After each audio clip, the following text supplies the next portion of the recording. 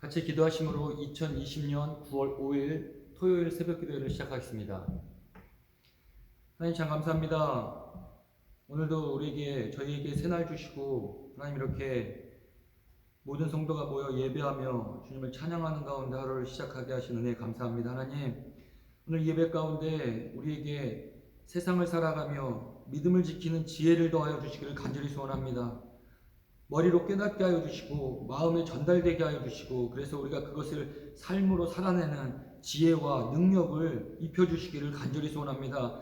온전히 주님께서만이 주실 수 있는 그 지혜에 우리가 간절히 먹기를 원하고 듣기를 원하고 깨달아 살아내기를 원합니다. 하나님 이 시간 함께 하여 주시기를 간절히 소원하며 이 모든 말씀 살아계신 우리 주 예수 그리스도 이름으로 간절히 기도하였습니다. 아멘. 오늘 하나님께서 저에게 주신 말씀은 예레미야 28장 1절부터 17절까지 말씀입니다.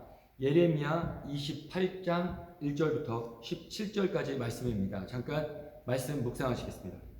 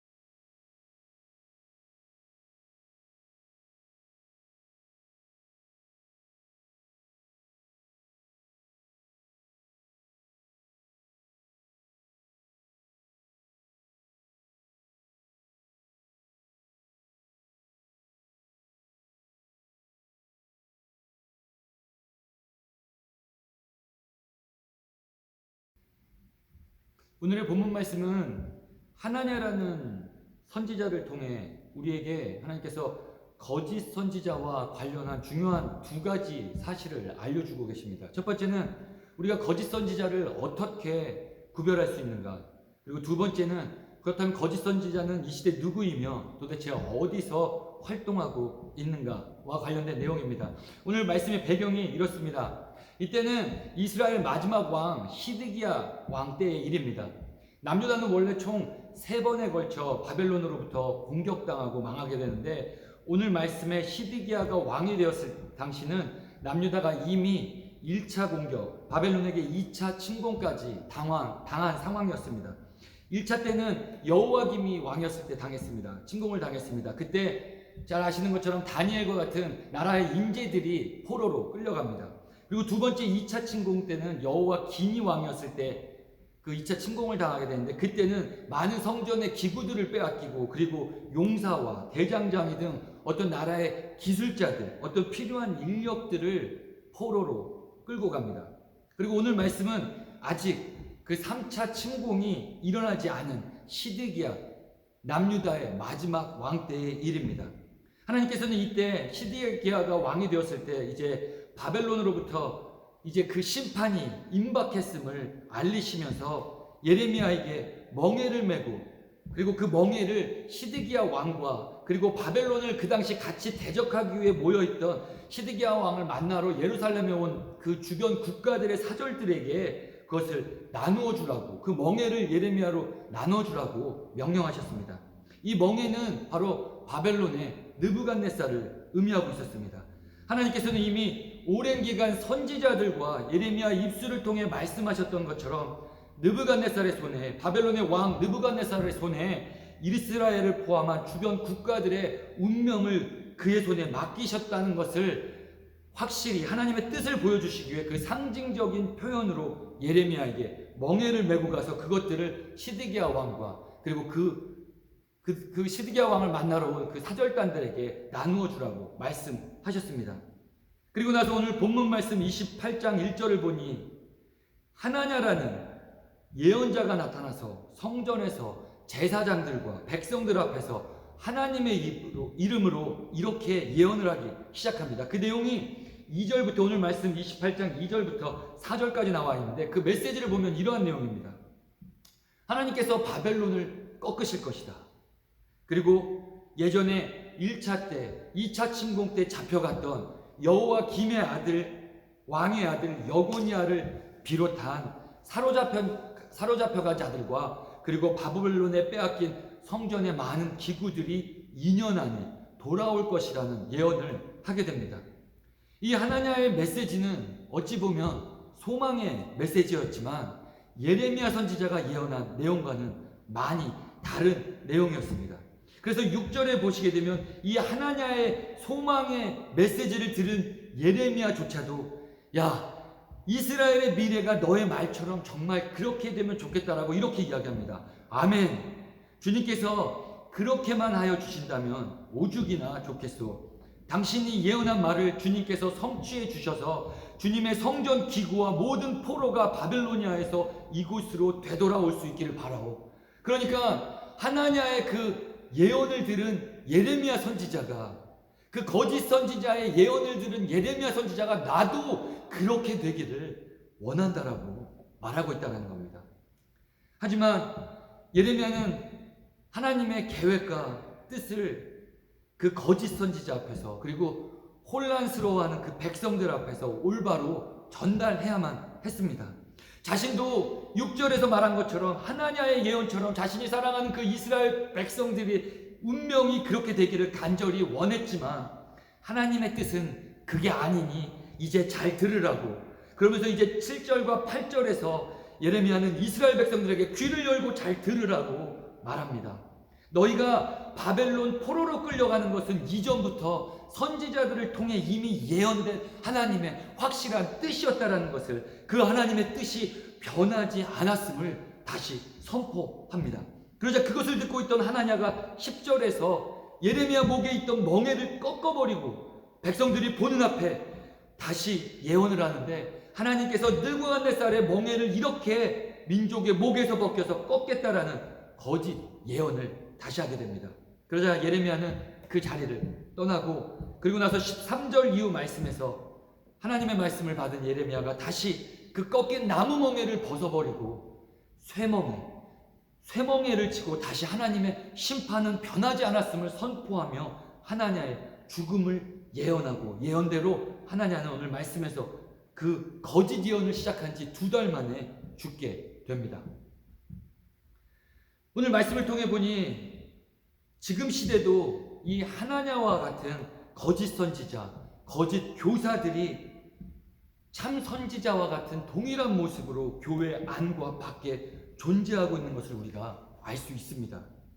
이 시대 많은 거짓 선지자, 이단들도 오늘 2절 말씀에서 하나냐가 하나님의 이름으로 말씀을 선포하는 것처럼 그들도 하나님의 이름으로 그리고 교회란 이름으로 말씀을 가르치고 사역을 감당하고 있다는 사실입니다. 그리고 하나냐가 예레미야와 같은 그 시대의 예언자로 불리웠던 것처럼 이단들과 거짓 교사들도 목사, 선교사, 말씀 선생 등 사역자의 모습을 가장하여 하나님의 사역을 하는 것처럼 보이고 하나님에 대한 진리를 잘못 가르치고 있다는 사실입니다. 그리고 솔직히 저희야 지금 성경 말씀을 통해서 이 내용을 접하니까 예레미야와 하나냐 이 두 선지자 중에서 누가 참 선지자이고 거짓 선지자인 쉽게 알고 있지만 이 당시 이스라엘 백성들 입장에서는 어쩌면 참 헷갈렸을 것 같습니다. 누가 정말 하나님의 사람인지, 누가 참 예언을 하고 있는지 분별하기 힘들었을 수도 있었을 것 같습니다. 왜냐하면 하나냐와 예레미야의 예언이 비슷한 듯 달랐기 때문입니다. 말씀을 자세히 보시면 하나냐의 메시지가 예레미야의 것과 완전히 달랐던 것은 아니었습니다. 왜냐하면 하나님께서도 하나냐의 예언대로 분명히 바벨론 왕 느부갓네살의 멍에를 결국 꺾으시기 때문입니다. 하지만 하나냐는 그것이 2년 이내에 금방 느부갓네살의 멍에를 꺾어 바벨론으로부터 이스라엘이 회복될 것이라고 예언했고, 예레미야는 70년 훨씬 더 긴 시간 동안 고통 가운데 그 하나님의 정한 시간이 지나야만 그 느부갓네살의 멍에 그것이 꺾인다고 예언한 것이 달랐다라는 겁니다. 거짓 선지자들은 이렇듯 이 시대에도 언제나 부분적인 진리를 갖고 우리의 귀와 마음을 현혹시킨다는 것을 우리가 잊어서는 안 되겠습니다.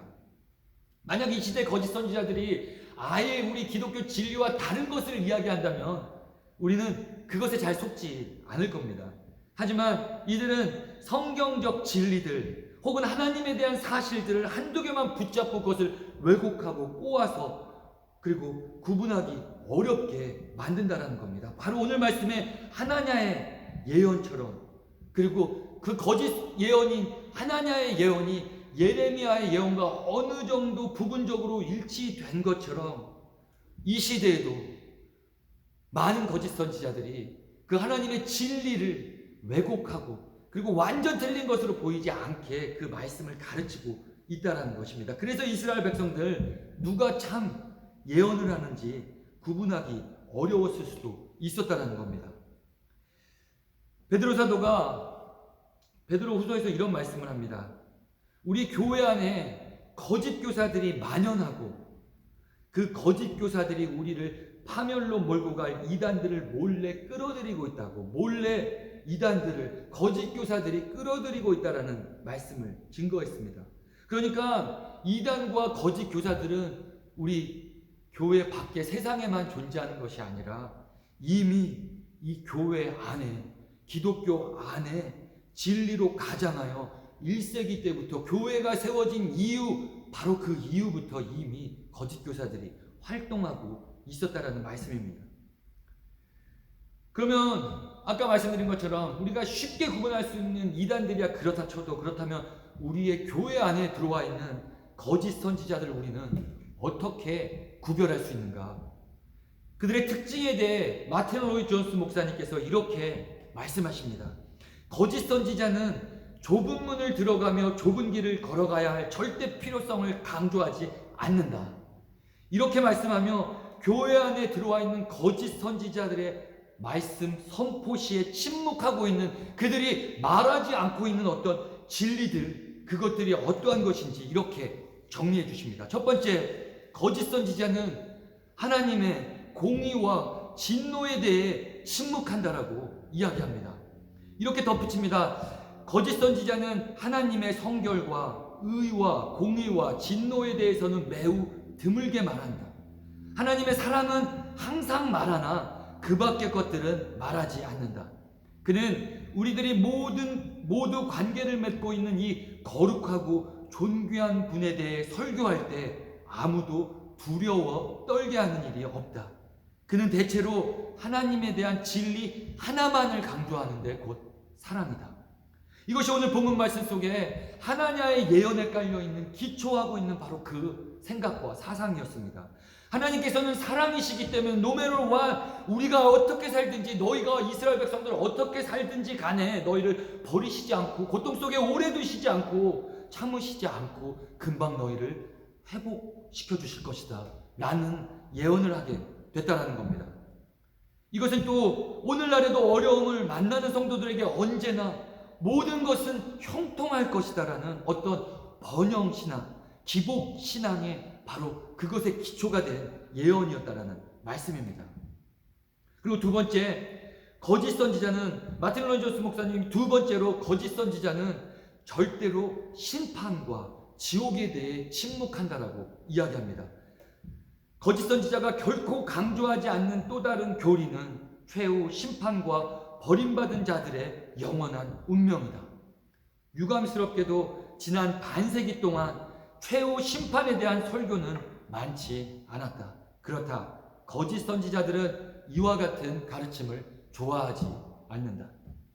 예레미야는 26장에서 성전 설교 때, 그리고 27장에서 멍에를 메고 다님으로 해서, 그리고 오늘 28장 말씀에서 거짓 선지자의 앞에 대면하는 가운데, 그리고 이미 다른 많은 곳곳에서 하나님의 심판에 대해 동일하게 자신의 동족, 사랑하는 동족 이스라엘 백성들을 두려워하지 않고 그들을 진정으로 위하는 마음으로 예언하고 선포했지만, 하나냐는 28장 10절 말씀에 보시면 예레미야가 메고 다니던 바로 그 하나님께서 명령하신 그 멍에, 하나님의 심판의 상징인 그 바벨론의 멍에를 부수기까지 하면서 심판의 메시지를 묵살해버렸고, 희망의 메시지로 너희 괜찮을 것이다, 너희들 회복될 것이다, 하나님께서 바벨론의 멍에를 금방 꺾으실 것이다 라는 어떤 희망의 소망의 메시지로 일관하며 이스라엘 백성들로 하여 하나님의 심판과 경고를 무시하게 만들었다라는 말씀입니다. 그리고 세 번째, 마틴 로이 존스 목사님은 이렇게 거짓 선지자의 특징에 대해 이야기합니다. 거짓 선지자들은 죄의 사악성과 회개의 필요성에 대해 침묵한다. 그들은 죄가 그리 중대한 문제가 아니라고 암시한다. 그 거짓 선지자들은 죄에 대해 말하는 것을 좋아하지 않는다. 그리고 거짓 선지자들은 회개를 강조하지 않는다. 그들의 교훈에는 구원으로 인도하는 매우 큰 문과 천국으로 인도하는 매우 넓은 길이 있다. 그래서 그것을 듣는 자들은 자신의 죄성에 크게 신경 쓸 필요가 없어진다. 그래서 그들의 마음이 검은 마음을 심각하게 여길 필요가 없어진다. 그저 그들은 믿기만 하면 된다는 생각을 갖고 신앙생활을 한다 라고 말씀합니다. 예레미야는 오늘 말씀 이전부터 이스라엘 백성들에게 분명히 너희가 하나님의 심판을 피하기 위해서는 회개하고 돌아서서 하나님 법에 순종해야 함을 너무나도 많은 곳곳에서, 그리고 예레미야 선지자뿐만 아니라 우리가 알고 있는 이사야, 에스겔, 많은 하나님의 사람들, 선지자들이 바로 그 회개와 죄에 대하여 순종해야 될 것을 분명히 말씀한 것을 우리가 잘 알고 있습니다. 죄악에 대해, 그리고 그 참선지자들은 그 백성들이, 하나님의 백성들이 어떠한 형태로 죄악을 저지르고 있는지 그 죄에 대해 자세히 설교하며 회개의 필요성에 대해 수없이 강조했다는 것을 우리가 너무나도 잘 알고 있습니다. 하지만 반면에 하나냐는 그 심판은 금방 끝날 것이라고, 하나님께서는 너희들의 적, 이스라엘의 적인 바벨론을 금방 꺾어내실 것이라는 거짓 예언을 하며 그들의 마음을 거짓으로 위안하며 그들의 신앙을 돌아볼 기회를 박탈하고, 심지어 그것이 하나님께서 자신에게 주신 말씀이다라고 재차 강조하며 말하며 백성들을 현혹하며 멸망의 길로 인도하고 있었다는 말씀입니다.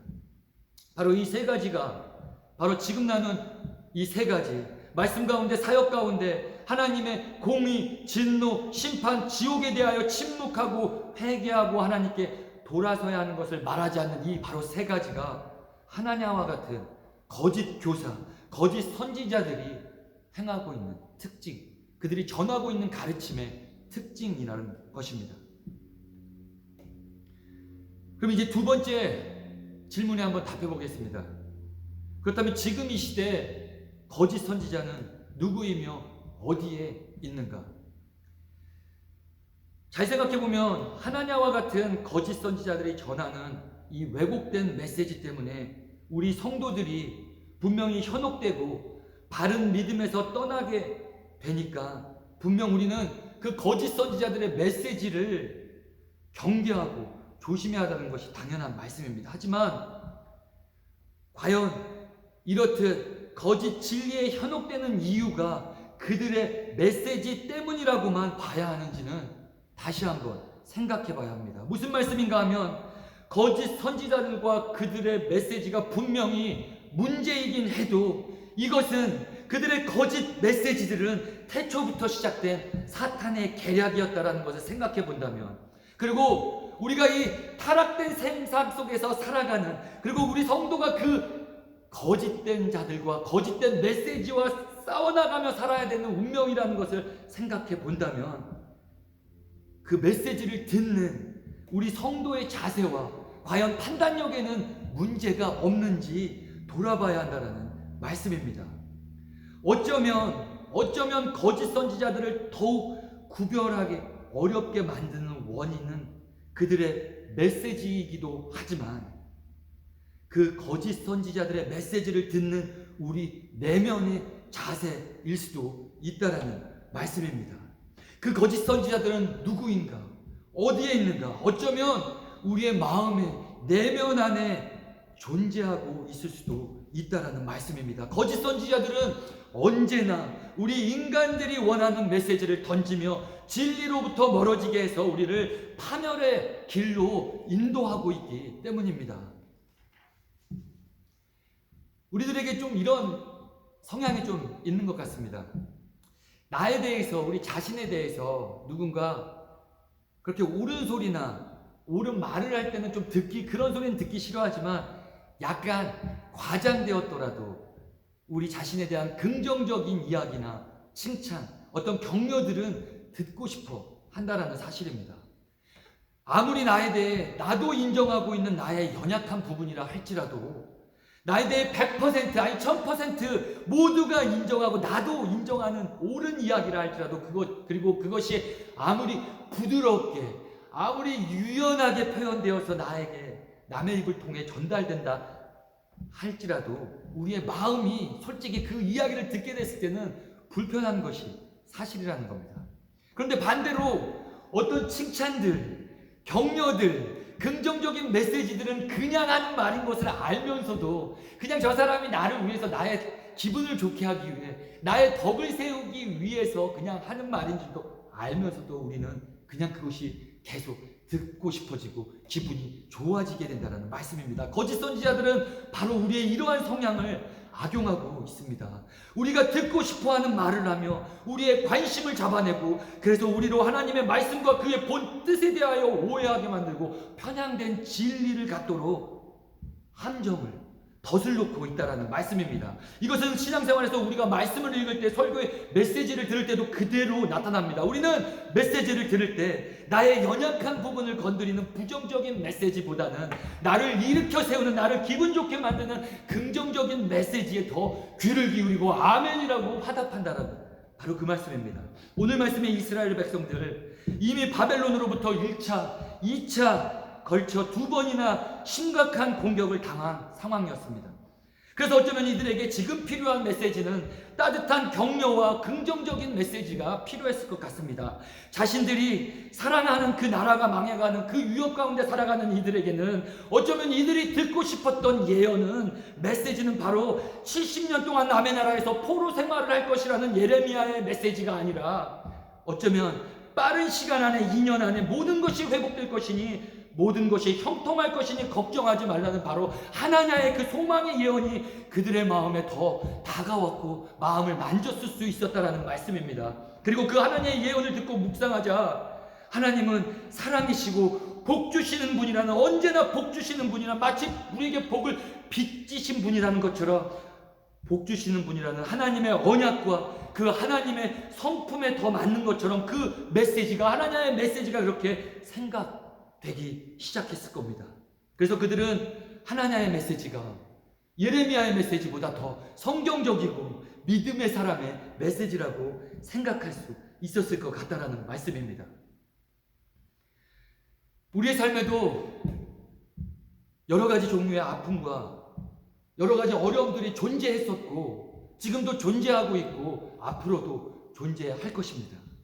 고난 속에 우리에게는 기도의 많은 제목들이 있습니다. 그래서 그것을 하나님, 할 수 있는 대로 빨리, 하나님 형통하게 해달라고, 하나님 빨리 끝내달라고 이렇게 기도하게 됩니다.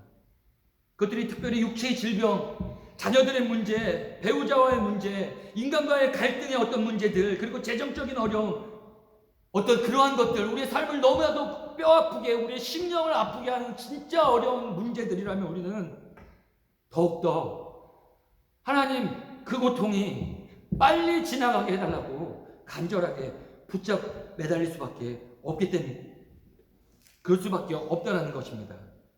그리고 특별히 이 코로나 시대 때 더 복잡하고 어려운 문제, 고난, 역경들이 우리 성도들의 삶 안에 깊숙하게 지금 들어와 있다는 겁니다. 그런데 만약 우리가 우리 자신에게 혹은 그 일을 당하고 있는 이웃들에게 그저 하나님을 믿으십시오, 하나님 믿음만 붙잡으십시오, 조금만 더 믿음을 가지십시오, 그러면 형통할 것입니다. 그러면 번영할 것입니다. 괜찮습니다. 우리 하나님은 사랑의 하나님입니다 라고 말하며 장밋빛 미래만을 그려주고 있다면 이것은 마치 오늘 말씀의 하나냐가 이스라엘 백성들의 심판 앞에 너희는 괜찮다, 걱정하지 말아라, 하나님이 너희를 버리지 않으실 것이다, 느부갓네살의 멍에는 금방 꺾일 것이다, 너희는 모두 잘 될 것이다, 노메노와 너희는 모두 잘 될 것이다 라고 말하는 것과 동일한 상황에 놓일 수 있게 된다는 말씀입니다.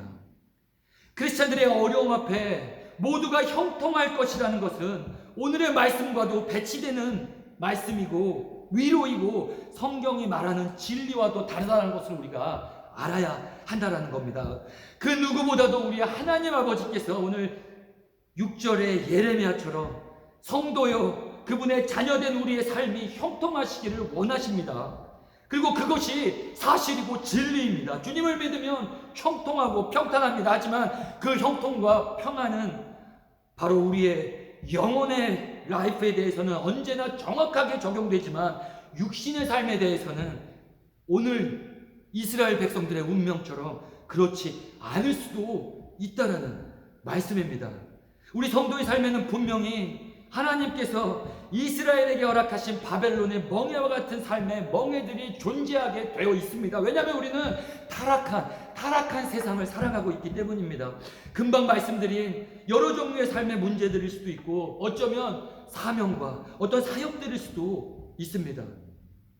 하나님께서는 그것들을 분명히 우리를 향한 징계와 연단의 수단으로 사용하고 계시다는 사실을 우리가 그 믿음을 놓쳐서는 안 되겠습니다.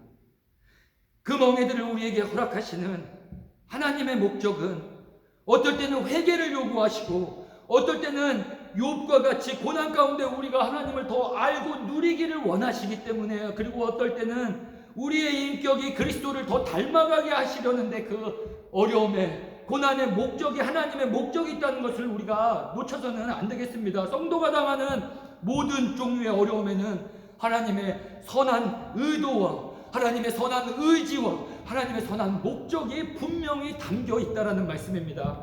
그렇기 때문에 성도의 고난은 축복이요, 은혜요, 번영의 첫 시작이라는 그 말씀입니다.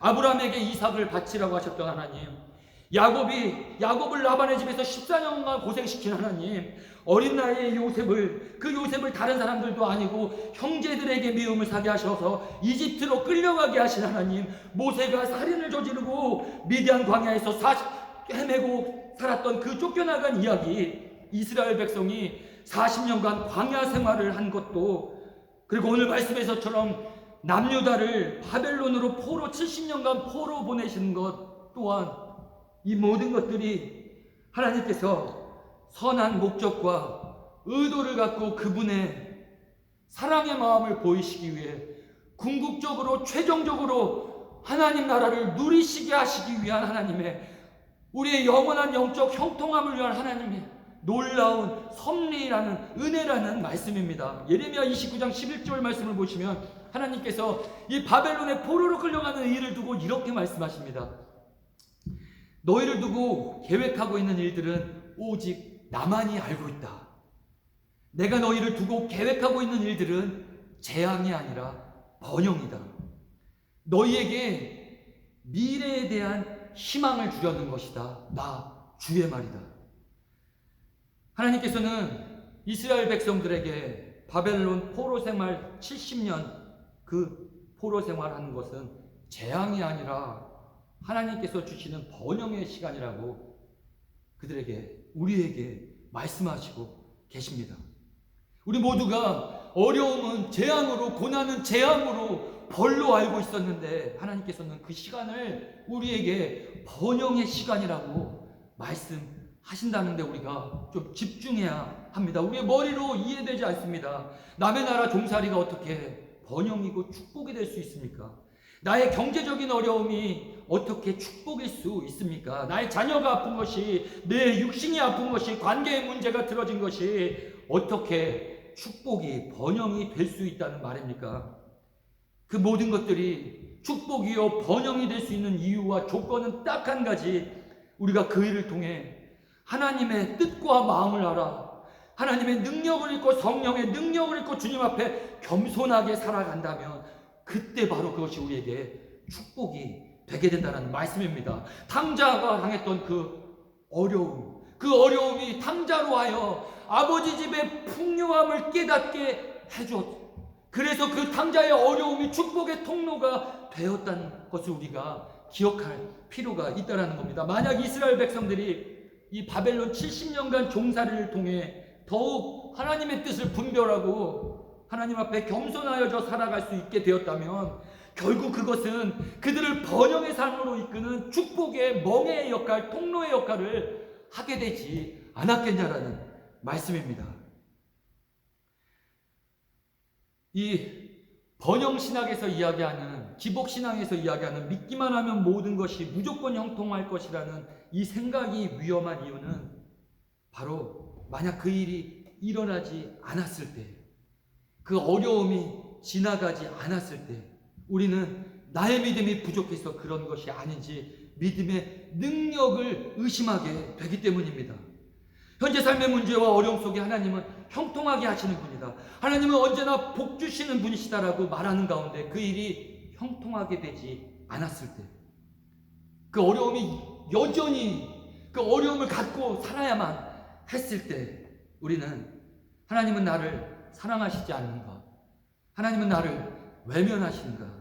더 나아가 하나님이 살아계시긴 한 건가? 라고 생각하게 만들고 우리로 그 하나님의 아름다운 성품을 왜곡하게 만들며 하나님의 사랑에 대한 믿음의 가장 본질적인 것에도 의심을 품게 만든다는 말씀입니다. 어려움 앞에 무조건 믿기만 하면 형통할 것이라는 우리의 마음가짐이 바로 거짓 선지자입니다. 이 마음은 주님이 은혜로 주신 우리에게 은혜로 주신 믿음을 약화시킬 뿐만 아니라 그 어려움과 고난을 통한 하나님의 선한 의도와 계획을 보지 못하도록 우리의 영적인 눈을 가리우게 하는 아주 악한 생각이라는 말씀입니다. 그래서 많은 사람들이 하나님은 언제나 복을 주시는 분이다라고 생각하는 가운데 어려움이 올 때 복을 주실 것이다 믿었는데 복을 주시지 않자 믿음을 잃고 떠나가는 이유입니다. 하나님께서 우리를 향한 뜻, 우리의 육적인 삶이 언제나 번영이다. 그래서 삶의 모든 고통과 어려움 가운데 형통할 것이라는 바로 그것, 금방 우리의 어려움은 끝날 것이라는 그 말을 우리는 우리 스스로에게도 선포해서는 안 될 줄로 믿습니다. 이것은 거짓 선지자들의 거짓 소망입니다. 예레미야 시대 때 그랬고 지금 시대 역시 마찬가지입니다. 그래서 많은 사람들이 그 시대의 믿음을 잃어갔고 지금 시대에도 믿음을 잃어가고 있는지도 모른다라는 것입니다. 말씀을 마치겠습니다. 많은 주의 사람들이, 그리고 저도 고통과 어려움 가운데 그 시간이 빨리 지나가기를 원했고 원합니다. 하지만 오늘 예레미야 말씀을 보니 하나님께서 주시는 그 어려움의 시간, 재앙이 아니라 번영의 시간이라고 하나님께서 말씀하시는 것을 다시 한번 우리가 상기하고 기억해야만 하겠습니다. 하나님께서 우리에게 있는 힘든 시간들 번영이라고 말씀하십니다. 왜냐하면 우리의 참 믿음이 그 어려움을 통해 우리의 문제보다 더 크신 하나님을 더 알고 가깝게 느끼며 살게 해주기 때문이라는 말씀입니다. 부디 바라기는 저와 성도님들 거짓 교사의 가르침을 구별하며 우리가 살아가고 있는가 돌아보시고 내 마음이 혹시 내 마음속에 바람이 거짓 교사가 되어 있는 것은 아닌지 돌아보시며 이 힘든 시간, 어려운 시간, 주님으로 인해 하루하루 인내하게 해달라는 그 기도와 간구로 지내시고 버티시고 살아내시는 가운데 그 하나님의 놀라운 정한 시간이 다 지날 때 누리는 그 축복과 번영을 맛보시는 저와 성도님들 되시기를 주님의 이름으로 간절히 기도합니다. 같이 기도하시겠습니다. 하나님 감사합니다. 하나님 오늘 말씀이 참 머리로 이해가 되는데 참 삶으로 살아내려고 하러 보니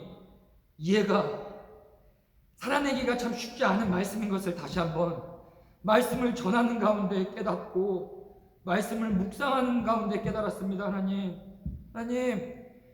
그래서 우리에게 성령 하나님을 보내주시지 않으셨습니까? 하나님 우리의 마음 가운데 거짓 선지자들의 선포와 거짓 선지자들의 메시지에 흔들리지 않는 믿음 주시기를 간절히 소원합니다. 하나님 우리의 믿음은 하나님이 언제나 복 주실 때만이 갖고 있는 그 믿음이 아니라 우리로 인하여 어려움을 허락하신다 하시더라도 우리는 그 하나님을 영원히 사랑할 것이며 우리의 믿음은 그 사랑의 마음을 지켜나가게 하시는 줄로 믿사오니 하나님 그 은혜로 주신 그 믿음을 올바로 지켜가게 하여 주시기를 간절히 소원합니다. 시대가 악합니다. 하나님 그리고 시대가 어렵습니다.